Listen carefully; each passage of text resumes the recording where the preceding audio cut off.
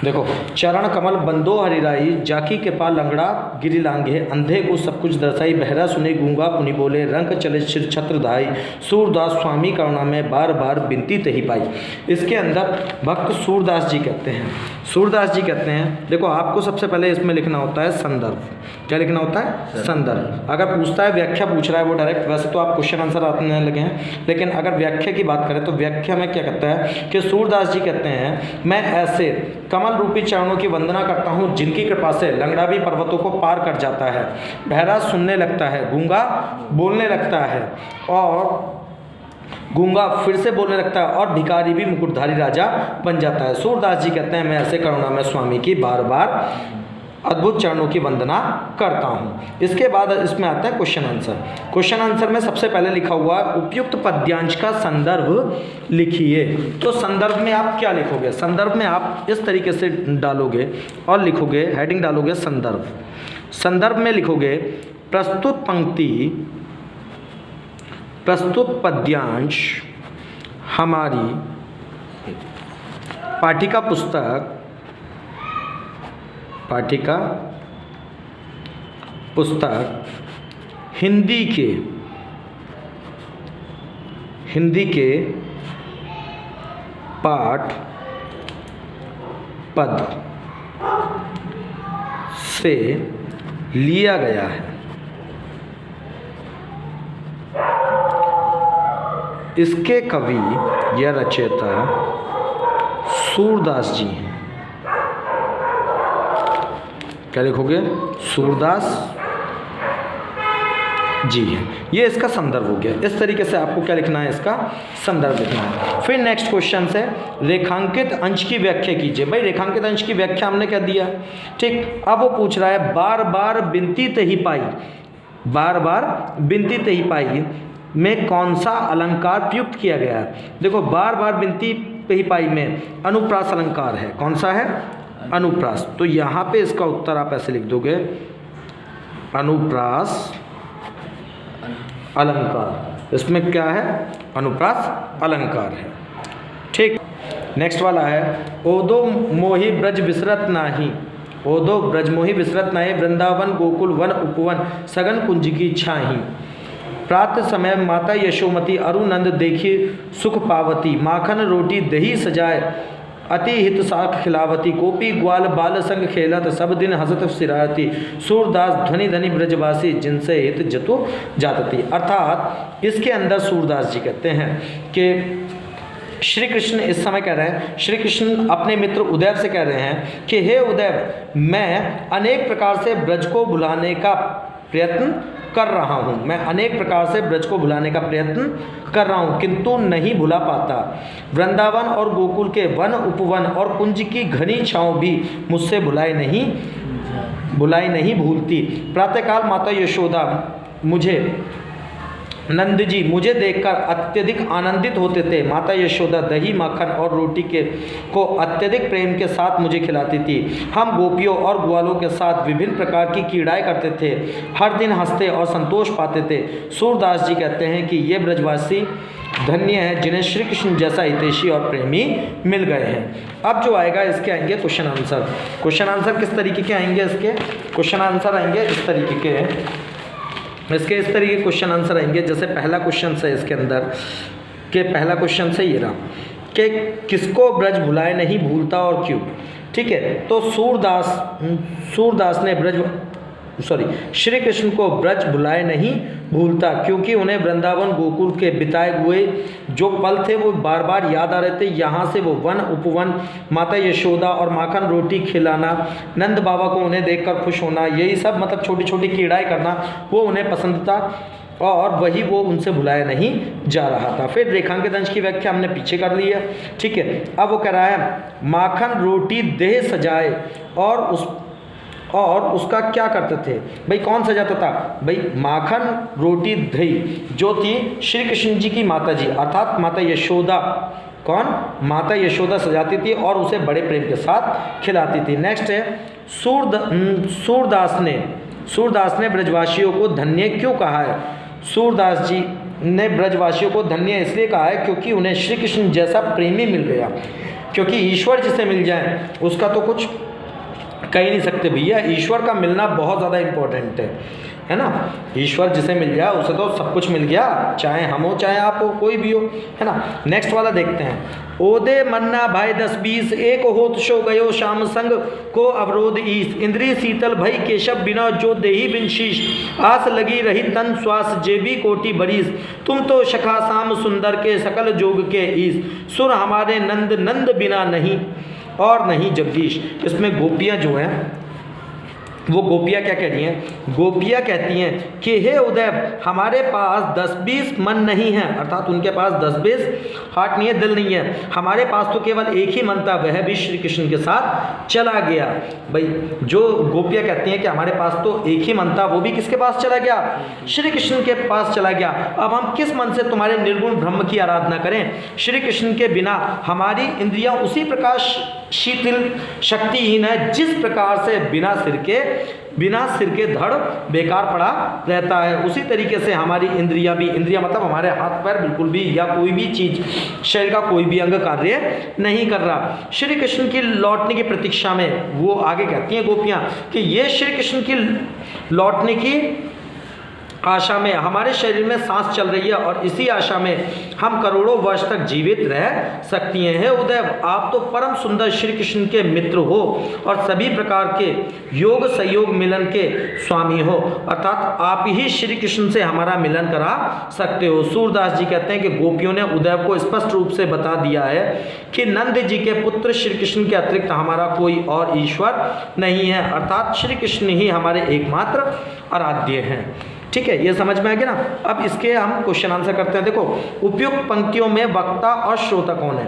भाई उपयुक्त पंक्तियों में वक्ता जो है यानी कि जो बोल रहा है वो तो गोपियां हैं, और सुन कौन रहा है? श्रोता है उद्धव, क्योंकि वो सुन रहा है। रेखांकित अंश की व्याख्या हो गई है। श्याम सुंदर का सखा कौन है और उसकी क्या विशेषता है? भैया श्याम सुंदर का सखा कौन है? उदय है। ठीक है, उद्धव जो है वो श्याम सुंदर के क्या हैं? सखा हैं, अर्थात श्री कृष्ण के सखा हैं, और उनकी विशेषता यह है कि वो सभी प्रकार के योगों के स्वामी हैं, अर्थात ज्ञाता हैं। अब गोपियाँ किसे अपना ईश्वर मानती है? गोपियाँ जो हैं वो श्री कृष्ण को अपना ईश्वर मानती हैं। अब जो नेक्स्ट है हमारे पास, ठीक है, अब आ जाते हैं रसखान जी के कुछ जो वो हैं दोहे, रसखान जी के हैं सवैये। ठीक, इसमें से भी ज़्यादातर आ जाता है, और ये वाला तो इम्पोर्टेंट है ही। मनुष्य हो तो वही रसखानी, बसो ब्रज गोकुल गांव के ग्वारन, जो पशु हो तो कहाँ बसु मोरा चौरे निंद नंद के धेनु मछारत, पहन हो तो वही गिरी को, जो धरान कर छत्र पुरन धरन को, जो खग हो तो बसन करो, मिली कलिंद कूल कदम की डारन। अब इसकी अगर व्याख्या की बात करें हम, व्याख्या भाई संदर्भ तो आप लोग लिख दोगे, प्रस्तुत पंक्तियाँ अगर क्या लिखोगे संदर्भ में लिखोगे कि प्रस्तुत पद्यांश हमारी पाठिका पुस्तक हिंदी के पाठ सवैये कवित नामक पाठ से लिया गया है, और इसके कवि रसखान जी हैं।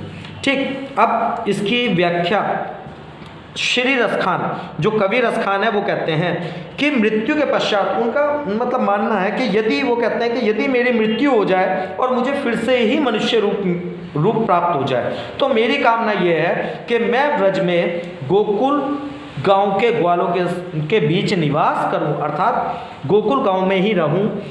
ठीक, इसके बाद वो कहते हैं कि यदि मेरा जन्म पशु के रूप में हो, पशु मतलब कोई जानवर बन जाए, तो उसमें मेरा तो कोई बस नहीं चलेगा, फिर भी वो कहते हैं कि मेरी यही इच्छा है कि मैं सदैव नंद जी की गायों के बीच में चरा करूं। फिर वो कहते हैं कि यदि मेरा पुनर्जन्म एक पत्थर के रूप में होता है, तो वो कहते हैं कि मैं उसी पत्थर का हिस्सा बनूं, उस गोवर्धन पर्वत का हिस्सा बनूं या पत्थर बनूं जिसे श्री कृष्ण ने इंद्र के घमंड को चूर करने के लिए छत्र की तरह उठा लिया था। आगे कहते हैं रसखान जी, यदि मेरा जन्म एक पक्षी के रूप में हो, खग मीन्स पक्षी, खग का मतलब होता है पक्षी, है ना, पक्षी के रूप में हो, तो मेरी इच्छा है कि मैं यमुना के किनारे स्थित कदम के डालों के पेड़ पर बसेरा करूं, जिनके नीचे श्री कृष्ण जी क्या करते थे, बांसुरियां बजाया करते थे। वो कहते हैं, मतलब रसखान जी कहते हैं कि मेरा जन्म कहीं पे भी हो, लेकिन मैं यही चाहूँगा कि मैं किसी ना किसी तरीके से श्री कृष्ण के समीप ही रहूं, ताकि मुझे मोक्ष प्राप्त हो जाए, है ना, इस तरीके से वो बोलते हैं। अब आगे की अगर बात करते हैं तो आगे अगर क्वेश्चन है, तो रसखान पुनर्जन्म में मनुष्य होकर कहाँ बसना चाहते हैं? भैया कहाँ बसना चाहते हैं? अभी मैंने बताया था, कहाँ, गोकुल में बसना चाहते हैं, है ना। कवि रसखान स्वयं को किस गिरी का पत्थर बनाना चाहते हैं? भैया जो पत्थर बनाना चाहते हैं वो उसी गिरी का पत्थर बनाना चाहते हैं जिसको श्री कृष्ण ने इंद्र का घमंड चूर करने के लिए छत्र की तरह उठाया था। काव्यांश में कविता और कवि का नाम, भैया काव्यांश की कविता, कविता क्या है? कविता तो हमारी वही है, ये रही हमारी कविता, क्या था, सवैया या कवि, ठीक। और इसके लेखक कौन है, सॉरी कवि कौन है? रसखान जी है, ठीक है। इसके बाद क्वेश्चन आ जाता है, इसके बाद क्वेश्चन आता है, कलिंद कूल कदम की डारन में प्रयुक्त अलंकार। भैया देखो अलंकार, इसमें जो अलंकार है वो कौन सा है? वो अनुप्रास अलंकार है। कौन सा है? अनुप्रास अलंकार है। अब नेक्स्ट वाला जो है, नेक्स्ट वाला आता है, धूरी भूरे अति सुशोभित श्याम, जैसे बनी सुंदर चोटी, खेलत खात फिर आंगन पैग, बाजित पैरी कछोटी, वाह छवि को रसखान विलोकती, भरत काम कल निज कोटी, काग के भाग बड़े सजनी हरी हाथ सो ले गयो माखन रोटी। देखो इसका कितना सुंदर इन्होंने वर्णन करा है, किसने? रसखान जी ने। रसखान जी कहते हैं, मतलब रसखान जी इसी के माध्यम से आगे कहते हैं कि एक सखी दूसरी सखी से कहती है कि श्री कृष्ण के बाल सौंदर्य का वर्णन करते हुए कहती है कि श्री कृष्ण जी धूल से भरे हुए अत्यधिक सुंदर लग रहे हैं, उनके सिर पर सुंदर चोटी बनी हुई है, वे अपने घर के आंगन में खेलते खाते हुए घूम रहे हैं, उनके पैर में पायल बज रही है, उन्होंने पीला कच्छा पहना हुआ है। श्री कृष्ण की इस सुंदरता को देखकर कामदेव भी अपनी करोड़ों कलाओं को न्यौछावर कर देते हैं। वो कहते हैं कि हे सखी, उस कौवे के भाग कितने सुहावने हैं जो भगवान के हाथ से, अर्थात श्री कृष्ण के हाथ से, बड़ा भाग्यवान कौवा है जो श्री कृष्ण के हाथ से क्या ले गया? माखन और रोटी ले गया है। अब आप देखो, अगर आपके हाथ से भगवान कुछ ले ले तो आप कितने भाग्यशाली होंगे, है ना। तो इसी तरीके से वो कौवा कितना भाग्यशाली होगा जो श्री कृष्ण से क्या ले गया? अब उनके हाथ से माखन रोटी छीनकर ले गया है। अब बात करते हैं इसके उसकी काव्यांश का संदर्भ। भाई संदर्भ में आपको क्या लिखना है? संदर्भ में अभी मैंने बताया था कि प्रस्तुत सवैये कविवर रसखान द्वारा रचित रसखानी ग्रंथावली से हमारी पाठ्यिका पुस्तक काव्यखंड के संकलित सवैया से उत्कृष्ट है। अर्थात आपको लिखना है कि प्रस्तुत गद्यांश हमारी, सॉरी गद्यांश नहीं पद्यांश, आपको लिखना प्रस्तुत पद्यांश हमारी पाठ्यिका पुस्तक हिंदी के पाठ सवैया नामक पाठ से ली गई है और इसके कवि रसखान जी हैं। ठीक। अब क्वेश्चन पूछ रहा है, बाल कृष्ण की वेशभूषा का वर्णन कीजिए। भाई बाल कृष्ण की वेशभूषा, बाल कृष्ण की शरीर धूल से भरा हुआ है, सारा के सारा उनका शरीर धूल से भरा हुआ है, उनके सिर पर सुंदर चोटी बनी हुई है, उनके पैरों में पायल बज रही है, अर्थात पायल तो तुम जानते हो ना, और उन्होंने पीला कच्छा पहन रखा है। नेक्स्ट है, कुएं को भाग्यशाली क्यों कहा गया है? सॉरी इससे पहले है, बाल कृष्ण की छवि पर कौन क्या न्यौछावर कर रहा है? भाई बाल कृष्ण की छवि पर कामदेव अपनी करोड़ों कलाएं क्या कर देंगे? न्यौछावर कर देंगे या कर रहे हैं। फिर है, कुएं को भाग्यशाली क्यों कहा गया है? भैया श्री कृष्ण समस्त संसार के पालनहार है, सर्वशक्तिमान है, ईश्वर है ना। और कौआ बाल कृष्ण के हाथ से माखन रोटी छीनकर ले गया है, यह कृष्ण की कृपा के कारण ही संभव हो सकता है कि कृष्ण जिस पे कृपा कर दे, जिस पर ईश्वर कृपा कर दे, उसका कोई कुछ भी नहीं बिगाड़ सकता। और ईश्वर ने उस पर इतनी कृपा कर दी कि वो श्री कृष्ण के हाथ से रोटी छीनकर ले गया, अर्थात ईश्वर के हाथ से छीनकर ले गया, जिसका तो कोई वर्णन नहीं किया जा सकता। ठीक। नेक्स्ट है, मोर पंख सिर ऊपर राखी, गुंज की माला गैर पहरूंगी, ओढ़त पीतांबर ले लकूटी, वन गोधन ग्वारन संग फिरूंगी, भवते वही मोरा रसखानी, सो तेरे कह सग स्वान करूंगी, या मुरली मुरलीधर की अधरन धरी अधर न धरूंगी। अर्थात श्री कृष्ण, ये जो गोपियाँ रसखान जी कहते हैं, मतलब एक गोपी कहती है कि मैं तुम्हारे संकेतों पर मोर के मुकुट को अपने सिर पर धारण कर लूंगी। जिस तरीके से श्री कृष्ण जी मोर के मुकुट को अपने सर पर धारण कर लेते हैं, उसी तरीके से मैं तुम्हारे कहने पर मोर के मुकुट को अपने सिर पर धारण कर लूंगी। ठीक, गुंजाओं की माला को अपने गले में पहन लूंगी। पीताम्बर अर्थात पीले वस्त्र को ओढ़कर लकड़ी को लेकर मैं जंगल में गायों और ग्वालों के साथ घूमूंगी फिरूंगी। तुम्हारे कहने पर वो सारी लीलाएं करने के लिए तैयार हूं जो श्री कृष्ण जी करते हैं। ठीक है, जो श्री कृष्ण जी को अच्छी लगती है या श्री कृष्ण जी करते हैं, किंतु मैं श्री कृष्ण की अधेरी पर सुशोभित अर्थात कमर में सुशोभित होने वाली बांसुरी को अपने होठों पर नहीं रखूंगी। तात्पर्य यह है कि गोपियां मुरली से सौतियों की तरह व्यवहार करती हैं। अंत में वे श्री कृष्ण की सभी लीलाओं को करने के लिए तैयार हैं, किंतु बांसुरी को अपने अधर पर रखना नहीं चाहती। अब आ जाते हैं इसके क्वेश्चन आंसर पर। क्वेश्चन आंसर देखिए, इसके इंपॉर्टेंट है। गोपी अपनी सखी के कहने पर श्री कृष्ण की वेशभूषा का क्या क्या धारण करने के लिए तैयार है। भैया सारी चीज़ों करने के लिए तैयार है, जैसे क्या नाम है, क्या बनाना, चोटी बनाना, ठीक है, गुंजाओं की माला पहनना, शरीर पर पीताम्बर लेकर जंगल में जाना आदि की है। ठीक, भवतो वही मोरे रसखानी में, रसखानी में कौन सा संकेतिक है, भवतो वही मेरे रसखानी में रस की खान श्री कृष्ण संकलित हैं। गोपी कृष्ण को कौन सा स्वांग करने को तैयार नहीं है, गोपियां श्री कृष्ण के मुरली जो है उसे अपने अधर में रखने के लिए तैयार नहीं है। नेक्स्ट है, यह कृष्ण का स्वांग करने वाली गोपियों की किस भावना का पता चलता है। यह कृष्ण के स्वांग करने वाली गोपियों की मुरली के प्रति सौतियों डांट की भावना का पता चलता है। वह श्री कृष्ण पर अपना एक अधिकार चाहती हैं, अर्थात एक अधिकार प्राप्त करना चाहती हैं। समझ में आया या नहीं आ रहा? गुड। अब नेक्स्ट है, देखो बिहारी लाल की भक्ति के, ठीक है, अब बिहारी लाल के हैं, बिहारी लाल की भक्ति। या अनुरागी चित्त की गति समझो नहीं कोई, जो जो बूढ़ा श्याम रंग तो उज्जवल हुई। इसमें जो है, जो बिहारी लाल जी हैं वो कहते हैं अनुराग से भरे हुए मन की गति को समझना कठिन है, इनकी गति बड़ी विचित्र है। यह प्रेमी मन जितना काले रंग के श्री कृष्ण में डूबता जाता है उतना ही पवित्र और उज्जवल होता चला जाता है। अर्थात तात्पर्य यह है कि जितना आप भगवान की भक्ति में डूबते रहोगे उतना ही आपको आनंद प्राप्त होता रहेगा, और जितना आपको आनंद प्राप्त होता रहेगा उतना ही आप भगवान की भक्ति में और ज़्यादा लीन होते रहोगे। क्लियर? अब है इसके क्वेश्चन आंसर। देखो, काव्यांश में किसकी गति को समझ में ना आने की बात कही गई है, तो मन की गति को समझने की बात कही गई है। भाई मन की गति को कोई नहीं समझ सकता। काले रंग में डूबकर उज्जवल होने की बात कहाँ पाई जाती है भैया? काले रंग में, काले रंग वाले श्री कृष्ण में डूबने का पर मन का अत्यंत पवित्र और उज्जवल होता जाता है, इसलिए काले रंग में डूबकर उज्जवल होने की बात कही गई है। अब है बूढ़े और उजलू शब्द का अर्थ क्या है। भाई बूढ़े शब्द का अर्थ है बूढ़े शब्द का अर्थ है डूबना, और उजलू शब्द का अर्थ है निष्कलंक अर्थात पवित्र या उज्जवल। ठीक है, अब नेक्स्ट वाला जो है, चलो नेक्स्ट भी देख लेते हैं।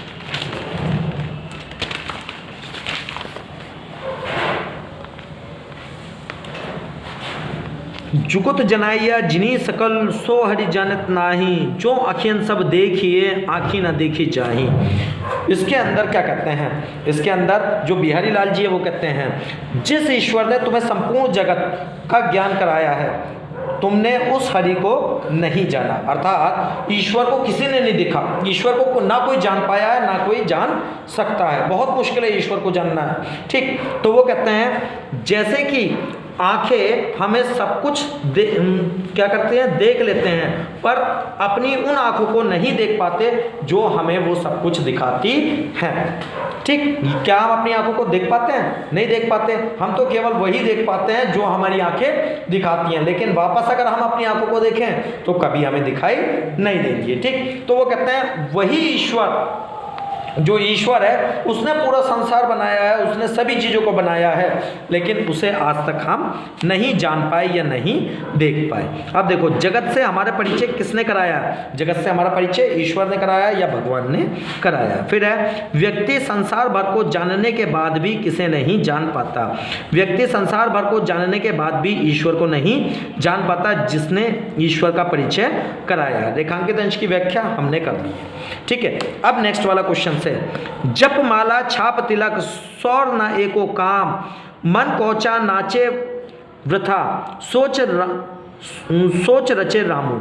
अर्थात इसके अंदर जो ये हैं बिहारी लाल जी हैं, वो कहते हैं कि भक्ति के मार्ग में बाह्य आडंबर जैसे तिलक लगा लेना, ठीक है, जप करना लोगों को दिखाने के लिए बार बार हे राम है ना, इस तरीके के जप करना, या क्या नाम है, रोजरी लेकर कुछ जपने लगना, ये जो बाह्य आडंबर हैं, लोगों को दिखाने के लिए गले में माला पहनना, ठीक है, अपनी प्रसिद्धि के लिए तरह तरह के तिलक लगाना। हिंदुओं में तो ये होता है ना, विभिन्न प्रकार के हम क्या करते हैं, तिलक लगाते हैं, है ना, लेकिन उसमें ईसाइयों में क्या करते हैं, माला पहन लेते हैं, रोजरी पहन लेते हैं, है ना, और इसी तरीके से सभी में कुछ ना कुछ वो करते रहते हैं। तो वो कहता है इससे कोई भी काम सिद्ध नहीं होता। क्या कहते हैं वो? इससे किसी भी प्रकार का कोई काम सिद्ध नहीं होता जब तक कि तुम्हारा मन कच्चा रहेगा, अर्थात तुम दृढ़ निश्चय से ईश्वर को पाने का संकल्प नहीं कर लोगे, तब तक तो तुम व्यर्थ ही इधर उधर की कुछ भी करते रहो, ठीक, ईश्वर तुमसे प्रसन्न नहीं होने वाले। ईश्वर तो सच्चे मन से प्रसन्न होते हैं, तुम सच्चे मन से उनकी शरण में जाओ, ईश्वर तुम्हें जरूर अपना लेंगे। कहने का तात्पर्य ये है। इसमें ईश्वर को सब कुछ बताया और ईश्वर को ही क्या नाम है, ईश्वर के बारे में बताया कि ईश्वर ये तुम्हारा क्या नाम, किसी भी चीज़ से, मतलब बाहर की जो चीज़ें करते हो, आडंबर करते हो, तिलक लगाने से या माला पहनने से या माला जपने से नहीं होता, बल्कि किससे होता है? ईश्वर तो सच्चे मन से, सच्ची श्रद्धा से, सच्चे भाव से और सच्चे कार्यों से, सच बोलने से, दूसरों की सेवा करने से, इससे प्रसन्न होता है। तो व्यक्ति को हमेशा ऐसे कार्य करने चाहिए। अब नेक्स्ट कहता है, प्रस्तुत काव्यांश में किस बात पर बल दिया गया? भैया किस बात पर बल दिया गया? कि ईश्वर बाह्य आडंबरों पर से प्रसन्न नहीं होता, ठीक है, बल्कि सच्चे आदर्शों से प्रसन्न होता है। किसके लिए? व्यक्ति को कोई भी एक काम सिद्ध नहीं होता। जप करना, माला धारण करना, अब माथे पर तिलक लगाने आदि व्यक्ति को कोई भी एक काम सिद्ध नहीं होता। व्यक्ति का मन कब व्यर्थ में ही नाचता रहता है? व्यक्ति का मन जब कच्चा रहता है तब व्यर्थ में ही नाचता रहता है। राम कब प्रसन्न होंगे? सच्चे मन से राम का स्मरण करने पर राम जी प्रसन्न हो जाएंगे। बोसे बुराए जासू तन तानी के सुनमान, भले भले कहिए छोड़िए खोटे ग्रह जुप दानू। भाई कवि कहता है उक्ति में, यानी कि नीति के दोहे हैं, इसमें कवि कहता है कि जिसके शरीर में बुराई बसती है उसी को संसार में सम्मान होता है। देखो, भला ग्रह तो भला कहकर छोड़ दिया जाता है, किंतु खोटे ग्रह के आने पर जाप दान आदि किए जाते हैं, ठीक है। दोबारा बता रहा हूँ, कवि का उक्त है कि जिसके शरीर में बुराई बसती है उसी का संसार में सम्मान होता है। भला ग्रह तो भला कहकर छोड़ दिया जाता है, किंतु खोटे ग्रह के आने पर जाप दान आदि किए जाते हैं। अब इसका क्वेश्चन आंसर है, संसार में किसका सम्मान होता है? तो जिसके शरीर में बुराई बसती है इस संसार में उसी का सम्मान होता है। भले ग्रहों के विषय में लोगों का क्या दृष्टिकोण है? भले ग्रह के विषय में लोगों का दृष्टिकोण यह होता है कि भले ग्रह को अपने अनुकूल करने के लिए किसी अनुष्ठान की आवश्यकता नहीं होती। खोटे ग्रहों के लिए व्यक्ति का क्या उपाय करता है? खोटे ग्रहों की शांति के लिए व्यक्ति अनेक प्रकार के जप और दान अनुष्ठान करता है। उपयुक्त दोहे का संदर्भ में आपको यही लिखना है कि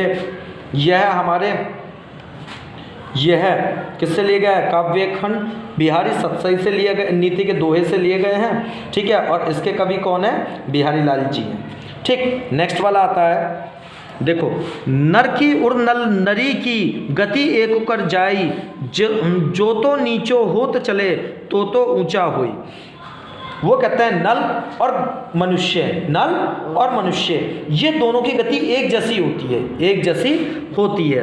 नल के पानी की स्थिति एक जैसी समझनी चाहिए। मनुष्य तथा नल का पानी जितना नीचे होकर चलता है, अर्थात मनुष्य जितना विनम्र होता है, जितने प्यार से किसी से बात करता है, जितने अच्छी तरीके से उससे किसी से भी बात करता है वह उतना ही ऊंचा चढ़ता चला जाता है, यानी कि प्रसिद्धि पाता चला जाता है। तात्पर्य यह है कि मनुष्य जितना नम्र होकर आचरण करता है वह उतना ही श्रेष्ठ होता चला जाता है। इसी प्रकार नल जितना नीचे चलाया जाता है उसका पानी उतना ही ऊपर उठता चला जाता है। यानी कि नल और मनुष्य दोनों को इस नीति वाले दोहे के अंदर दोनों को बिहारी लाल जी ने एक जैसा बताया है कि दोनों को विनम्र रहना चाहिए, दोनों को नीचे होके। अगर व्यक्ति कितनी भी ऊंचाई पे पहुंच जाए, अगर वो किसी से सत्कार से, बड़े प्रेम से और बड़े आराम से बात करेगा, पोलाइटली बात करेगा, तो वो सबके सर पे बैठ सकता है। लेकिन अगर व्यक्ति किसी से घमंड से बात करेगा तो उससे कोई भी बात करना पसंद नहीं करेगा।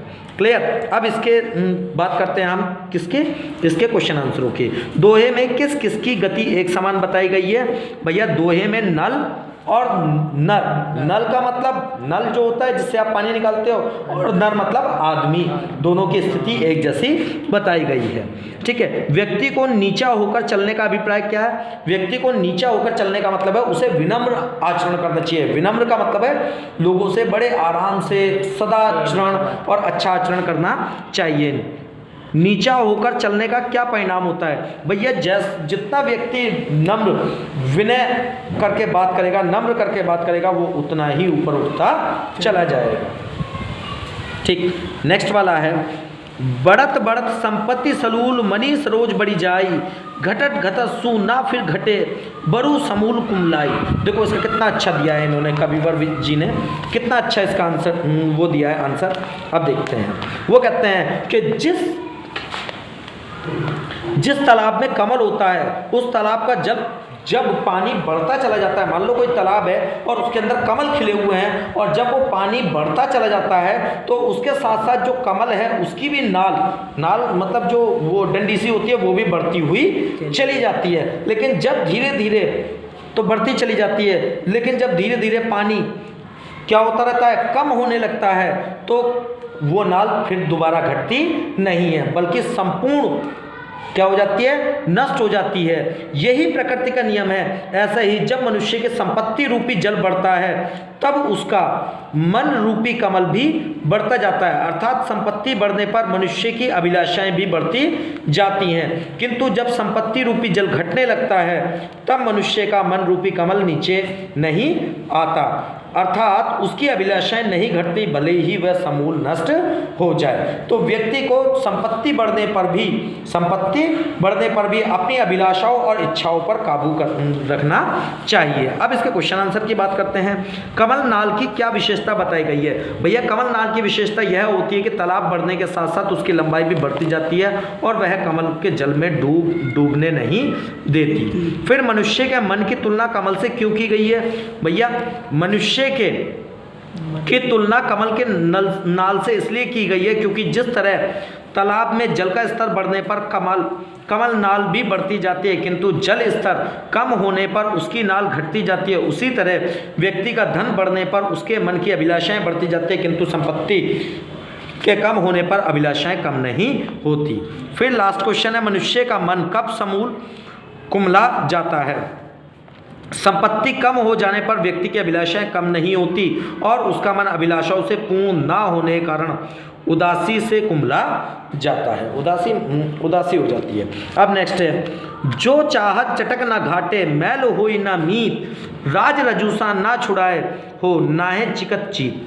हे मित्र, यदि तुम चाहते हो कि तुम्हारा चित्त का चटक अर्थात उज्ज्वल कभी कम ना हो, अर्थात वह मलिन ना हो, गंदा ना हो, तो प्रेम रूपी तेल से चिकने उस चित्त को गर्व क्रोध आदि कि रोज गुणी धूल को स्पर्श मत होने दो, अर्थात अपने अंदर ऐसे गुण मत होने दो जिससे कि तुम्हें कोई प्रॉब्लम क्रिएट हो, जैसे क्रोध है, गर्व है, इन सबको मत होने दो। जिस प्रकार तेल लगी हुई वस्तु को धूल मैला करके क्रांतिहीन बना देती है, अगर कोई वस्तु है और उस पर तेल लगा हुआ है तो उसे क्या कर देती है, कोई वस्तु मैला बना देती है, क्रांतिहीन बना देती है, उस प्रकार चिकने एवं स्वच्छ चित्त को गर्व क्रोध आदि रोजगुण प्रवृत्तियां मलिन कर देती हैं, अर्थात गंदा कर देती हैं। अतः चित्त की शुद्धि के लिए इस रोजगुण राज से बचना जरूरी है, अर्थात मनुष्य को कभी क्रोध, लोभ और घमंड नहीं करना चाहिए।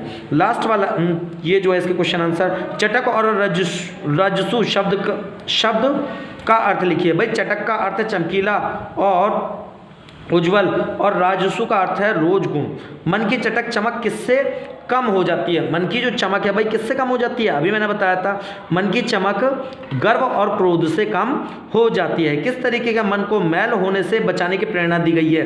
भाई किस तरीके के मन जो है, मन को तेल रूपी, प्रेम रूपी तेल से चिकने मन को रोजगुणी प्रवृत्तियों को धूल से मैल होने के बचाने की प्रेरणा दी गई है।